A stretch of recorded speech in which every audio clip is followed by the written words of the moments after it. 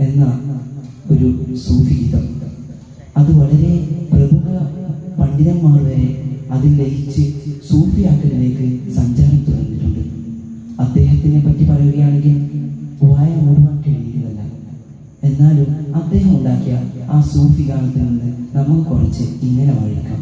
ഇങ്ക വന്തെന്തിനടാ കുറവാ, ഇങ്ക വന്തെന്തിനടാ, ഇങ്ക വന്തെന്തിനടാ കുറവാ, ഇങ്ക വന്തെന്തിനടാ, ഇങ്ക വന്തെന്തിനടാ കുറവാ, ഇങ്ക വന്തെന്തിനടാ, ഉണ്ടൻ താപത്ത് കൂടി കുറവി, ഉണ്ടൻ താപത്ത് കൂടി, ഉണ്ടൻ താപത്ത് കൂടി കുറവി, ഉണ്ടൻ താപത്ത് കൂടി